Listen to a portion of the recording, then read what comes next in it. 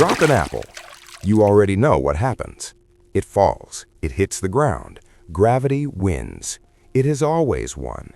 Every object you have ever held, every structure ever built, every planet, every star, every galaxy, held together, shaped, governed by the same force that pulled that apple downward.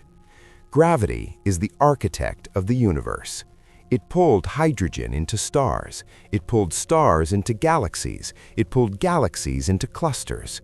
Without it, the universe would be nothing but a cold, featureless fog of particles drifting apart forever in the dark. Gravity built everything. And for most of human history, we assumed gravity was the dominant force on the largest scales, that the universe, in the very long run, would slow down, stop expanding, and eventually collapse back in on itself under its own weight. A big crunch, a final compression, gravity winning at the end the same way it always wins. We were wrong. Not slightly wrong, not off by a small margin. Completely, fundamentally, universe-reshapingly wrong. In 1998, two independent teams of astronomers, both trying to measure how much gravity was slowing the expansion of the universe, made a discovery so unexpected that their first instinct was to assume they had made an error. The universe was not slowing down. It was speeding up. Something was pushing the universe apart faster and faster, overwhelming gravity across the largest scales, winning a war that gravity was not even supposed to be losing. That something has a name: dark energy. We do not know what it is. We do not know where it comes from. We do not know if it will keep accelerating forever. But we know what happens if it does. And it is the most complete, the most thorough, the most total destruction imaginable. Not a collapse, not a freeze, not a slow fade, a rip. Every galaxy torn from every other galaxy, every star torn from every solar system, every planet torn apart, every molecule split into its atoms, every atom split into its particles, every particle, every last fundamental constituent of matter shredded from every other particle, as space itself expands faster than any force can hold anything together. The big rip, the end of everything, and it may already be coming. Act 1. The world where gravity loses. Before we talk about what dark energy actually is, let us feel what it does. Start small. Start human. Imagine waking up tomorrow and the apple does not fall. Not floating, not hovering, rising. Slowly at first, a centimeter, then another, then accelerating upward, away from the table, toward the ceiling, through it, into the sky. That is not what dark energy does on human scales. On human scales, on planetary scales, even on galactic scales, gravity still wins. Dark energy's influence is only detectable when you zoom out to the scale of the cosmos itself, to distances of hundreds of millions of light years or more. But imagine a universe where dark energy has grown strong enough to overpower gravity not just between galaxies, but between everything. This is what the Big Rip scenario looks like. Not today, but at the end of the timeline we are currently on, if dark energy continues to strengthen. It begins with the largest structures. Galaxy superclusters, the Laniakea scale structures, spanning hundreds of millions of light years, are the first to feel it. The gravitational bonds holding them together are the weakest because they span the greatest distances.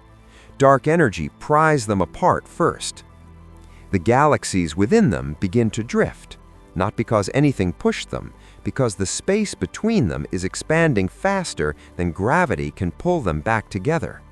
Superclusters dissolve, then galaxy groups, then individual galaxies. The Milky Way, held together by the gravitational pull of 400 billion stars, an enormous halo of dark matter, begins to shred. The outer stars peel away first. The spiral arms unwind. The disk disperses. What was once a coherent structure spanning 100,000 light-years becomes a scattered population of individual, disconnected stars drifting apart in an expanding void. Then the solar systems go.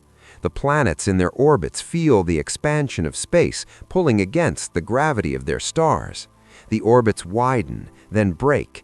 The planets drift away into the dark, one by one. Earth, Mars, Jupiter, all of them released from the sun's gravity by the growing strength of dark energy, drifting outward into nothing. Then the stars themselves. The sun, no longer warming any planets, orbited by nothing, is torn apart. Its plasma, held together by its own gravity, is pulled outward faster than the inward pressure can resist. It disperses. Every star in the now dissolved Milky Way disperses simultaneously. Then the planets themselves are torn apart. The solid body of Earth, iron core, mantle, crust, is ripped into fragments, then those fragments into smaller pieces, then dust, then individual molecules. Then molecules lose their bonds. The electromagnetic force holding atoms into molecules is overwhelmed. Water becomes separated hydrogen and oxygen. Carbon chains break. Every compound that has ever existed in the universe, every mineral, every organic molecule, every structure built from chemistry, comes apart. Then atoms. The electrons orbiting atomic nuclei are stripped away as the expanding space overwhelms the electromagnetic attraction holding them in place. Every atom in the universe is ionized simultaneously. Then nuclei. The strong nuclear force, the most powerful force in nature, the one that holds protons and neutrons together in atomic nuclei, is the last to go. But it goes. Nuclei split into their constituent particles. And then, if current theoretical models hold at the extreme end, even the protons and neutrons themselves are torn into their constituent quarks. The fundamental particles of matter, which have existed in their current form since fractions of a second after the Big Bang, are separated from one another by the expanding fabric of space-time. The universe ends not with a whimper, not with a bang, but with a rip that reaches into the very structure of matter itself and pulls it apart at every scale simultaneously. This is the Big Rip. This is what dark energy, unchecked, leads to. And the question of whether it is unchecked is one of the most urgent, unsolved problems in all of physics. Act 2. The discovery that broke cosmology. To understand dark energy, you have to understand what astronomers were doing in the 1990s and what they expected to find. The universe has been expanding since the Big Bang. This has been known since Edwin Hubble's observations in 1929 showed that galaxies were moving away from us, and the farther away they were, the faster they were receding. A pattern that could only be explained by the expansion of space itself. But expansion alone does not tell you the fate of the universe. What matters is what the expansion is doing over time. If the universe contains enough matter, enough gravitational pull across its entire volume, then gravity should be slowing the expansion down. Like a ball thrown upward, the universe's expansion should be decelerating, gradually losing speed as gravity pulls everything back together. The question of exactly how much the expansion was decelerating was the central question of observational cosmology in the 1990s. Two independent teams set out to answer it. One was the Supernova Cosmology project, led by Saul Perlmutter at Lawrence Berkeley National Laboratory. The other was the High-Z Supernova Search Team, led by Brian Schmidt at Australian National University, with key contributions from Adam Rees. Both teams were using the same tool, Type Wad-A supernovae. When a white dwarf star, a dense stellar remnant, accumulates enough mass from a companion star to exceed a precise threshold known as the Chandrasekhar limit, It explodes in a thermonuclear detonation of remarkably consistent brightness. Because Type 1a supernovae always explode at approximately the same intrinsic luminosity, they serve as standard candles. If you know how bright something truly is, and you can measure how bright it appears from Earth, you can calculate exactly how far away it is. By measuring the distances and recession velocities of Type 1a supernovae at enormous distances, billions of light-years away in the early universe, both teams aimed to measure how much the expansion had been slowing over cosmic time. Closer supernovae represent the recent universe. Distant ones represent the ancient universe. Comparing the two should reveal the deceleration. What both teams found, working independently, was not deceleration.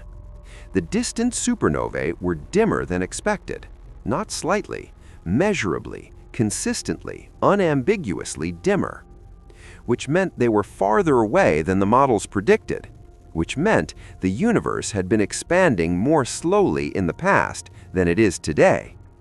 The expansion was not decelerating, it was accelerating. Something was making the expansion of the universe speed up over time. Something that did not behave like matter, something that did not behave like radiation, something that acted in its effect on the fabric of space-time like the opposite of gravity. Perlmutter, Schmidt, and Rees were awarded the Nobel Prize in Physics in 2011 for this discovery. It is one of the most consequential scientific discoveries in human history, and it created a problem that physics has not solved since. The problem is this. Einstein's equations of general relativity allow for something called the cosmological constant. Einstein himself introduced it in 1917, not because the physics demanded it, but because he wanted his equations to describe a static universe.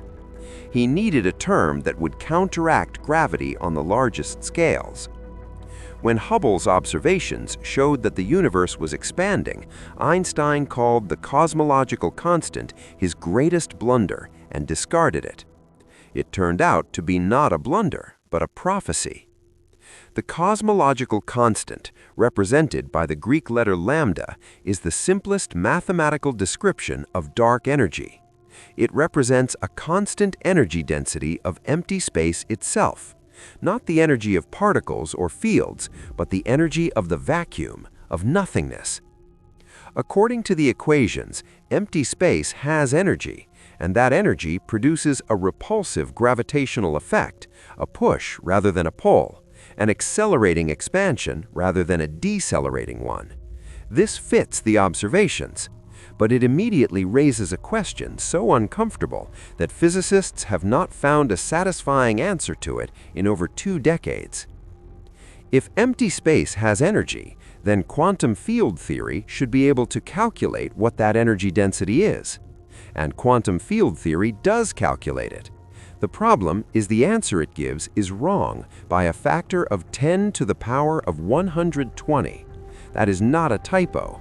The theoretical prediction for the energy density of the vacuum is 10 to the power of 120 times larger than the value actually observed in the universe. 10 to the power of 120 is a number with 120 zeros after it. It is the largest discrepancy between a theoretical prediction and an experimental observation in the history of science, by an enormous margin. This problem has a name: the cosmological constant problem. It is sometimes called the worst prediction in the history of physics. Dark energy is real. The acceleration is real. The equations describe it. But we do not understand why empty space has the energy density it has. We do not understand what dark energy actually is. Act 3. What dark energy might be. There are 3 broad possibilities, and they lead to dramatically different fates for the universe. The first is the cosmological constant, the simplest case. Dark energy is a fixed, unchanging property of space itself. Every cubic meter of empty space contains exactly the same energy now as it did at the Big Bang. The expansion accelerates at a constant rate. The universe expands forever. Galaxy clusters slowly dissolve over trillions of years. Individual galaxies survive for much longer, held by strong local gravity. The universe ends not in a rip, but in a cold, dark, eternal expansion, a heat death where all useful energy is dissipated and nothing changes anymore. Bleak in its own way, but not a rip. The second possibility is called quintessence.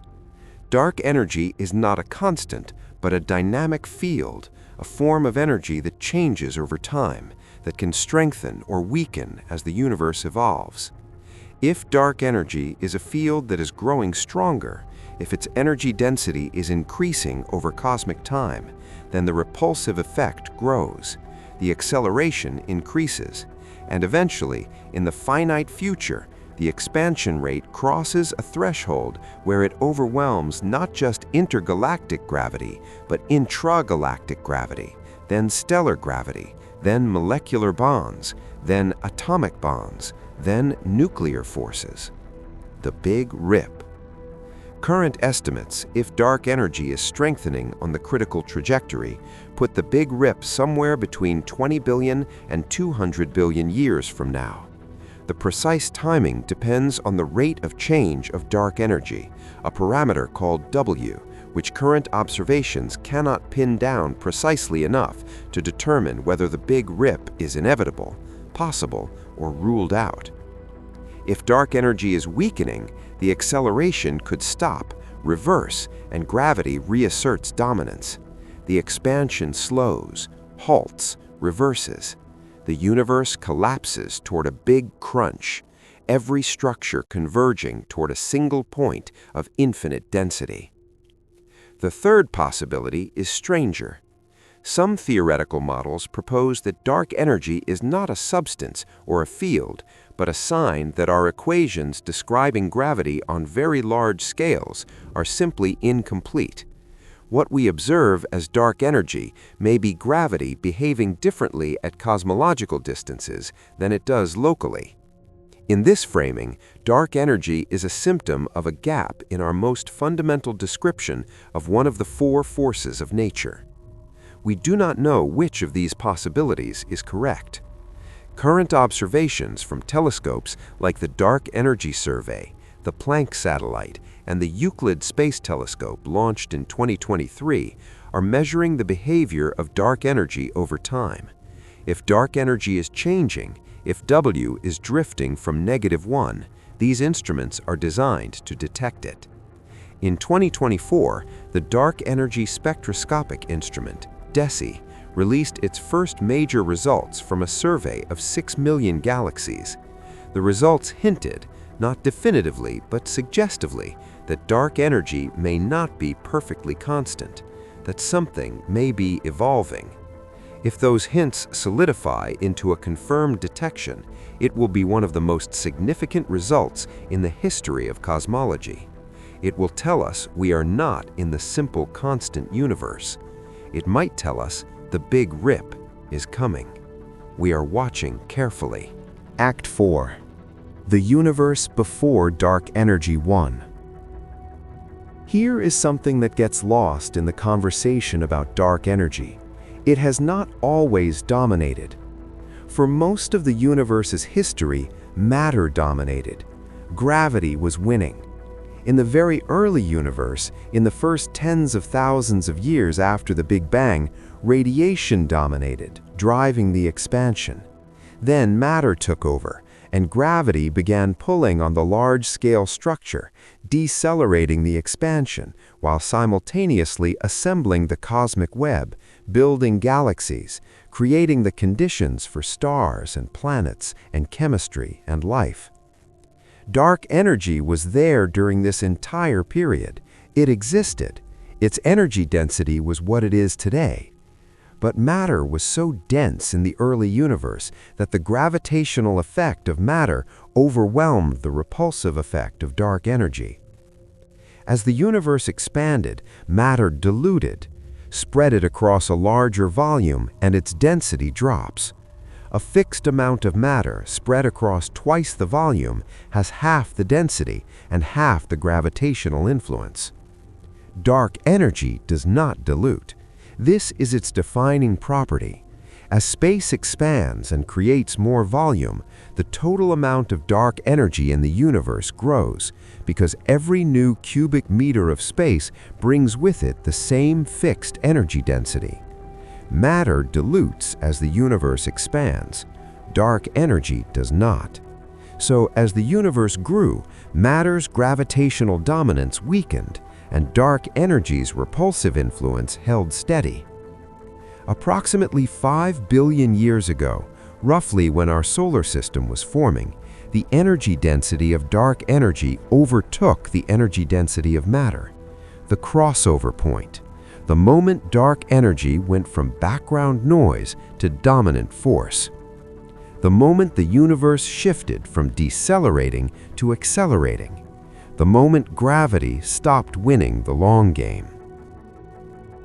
5 billion years ago, when the particles that would become the sun were still a cloud of gas drifting through an earlier galaxy, when the atoms that would eventually become you had not yet been gathered into a world, the universe's fate was already changing. Look at what this means for the structures we know. The Milky Way formed when gravity was still winning, when the universe was dense enough for matter to pull itself into coherent shapes across vast distances. The great cosmic web, the filaments and clusters and superclusters, was assembled during this matter-dominated era. Since dark energy took over 5 billion years ago, that assembly has been slowing. Galaxy clusters are no longer growing as fast. The infall of new galaxies into existing clusters has decelerated. The cosmic web, which was actively being built for the first 8 billion years of the universe's history, has essentially frozen in its current configuration. The structures we see today, the Milky Way, Andromeda, Laniakea, the cosmic filaments, are the last generation of large-scale structures the universe will ever build. Dark energy arrived, and construction stopped. From here, things only come apart. In the next few trillion years, under the mildest scenario, the acceleration of the expansion will carry most of the universe beyond our cosmological event horizon, the distance beyond which the expansion is so fast that light from those regions can never reach us. The observable universe will shrink. Over trillions of years, the thousands of galaxy clusters currently visible will recede beyond the horizon. One by one, entire galaxies, each containing hundreds of billions of stars, will cross that boundary and disappear from any possible observation forever. In a trillion years, the local group, the Milky Way and Andromeda, by then merged into a single giant elliptical galaxy, will be almost entirely alone in the observable universe. Any astronomers living in that future galaxy would have no way of knowing the universe had ever contained anything other than their own galaxy and the empty, expanding darkness around it. They would look out at the void and conclude they were alone. They would be wrong, but they would have no way of knowing. Act 5. The Big Rip in detail. Now let us go further. Assume dark energy is not constant. Assume it is strengthening. Follow the timeline to its end. The parameter that determines whether the Big Rip occurs is called W, the equation of state of dark energy, describing the relationship between its pressure and its energy density. If W equals -1, dark energy is the cosmological constant, unchanging. Big Rip does not occur.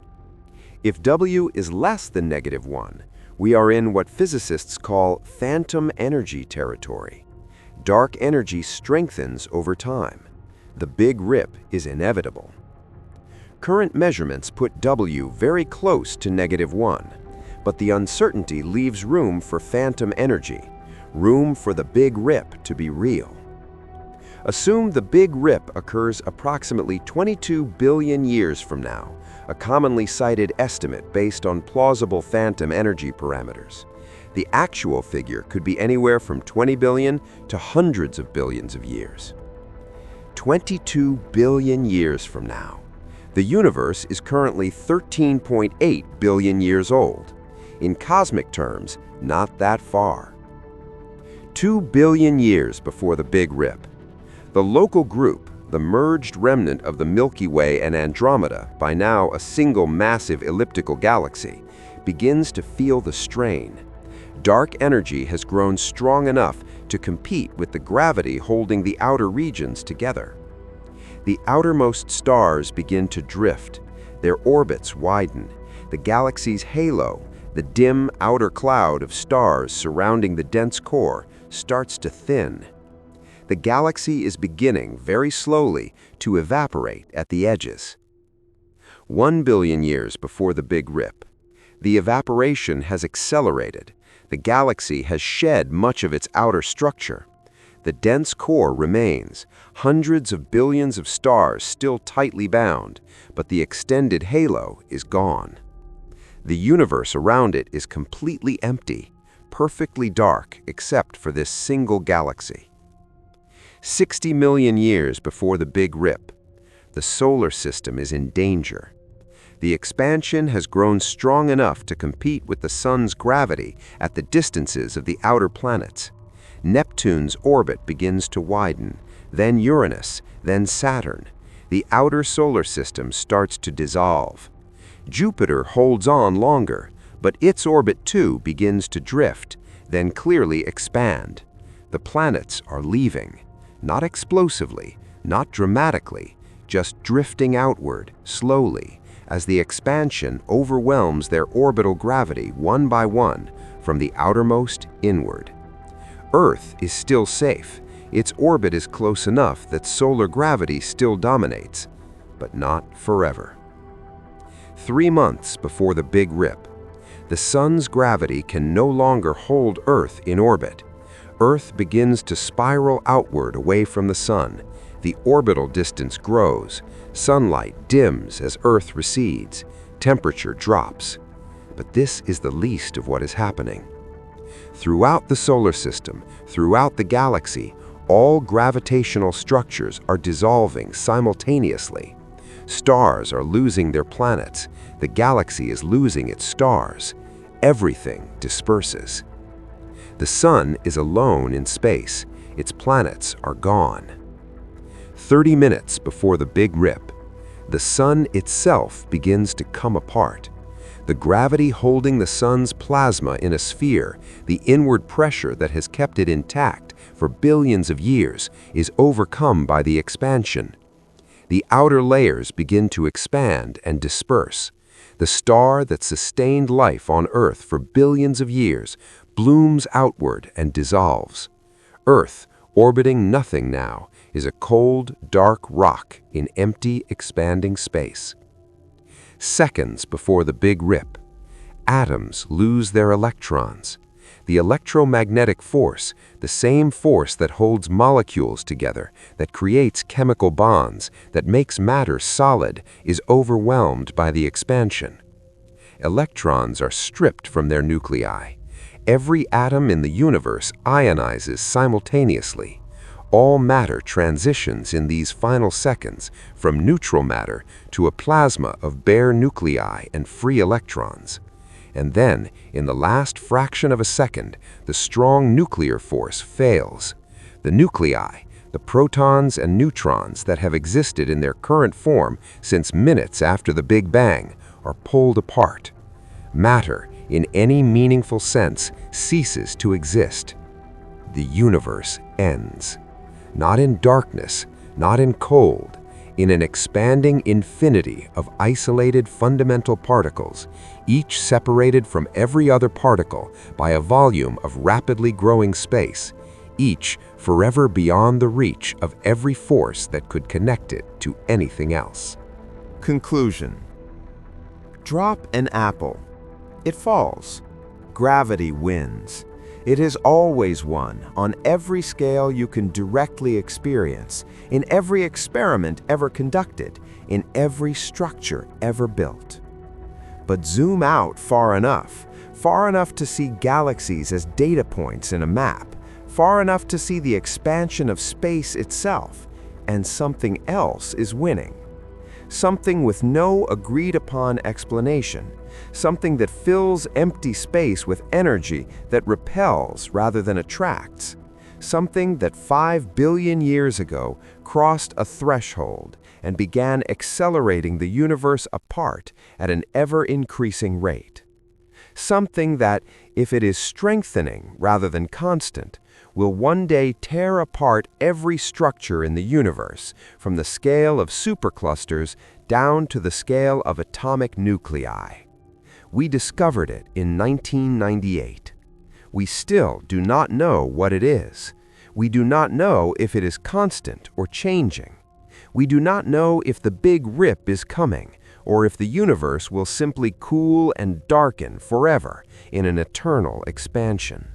We do not know why the vacuum of space has the energy density it has, and our best theoretical tools give an answer wrong by a factor so enormous it has no precedent in the history of physics. What we know is this: the universe is accelerating.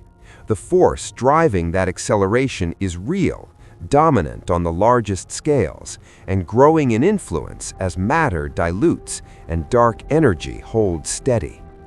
The structures we see today, every galaxy, every cluster, every filament of the cosmic web, were built during a brief window when matter was dense enough to overcome the expansion.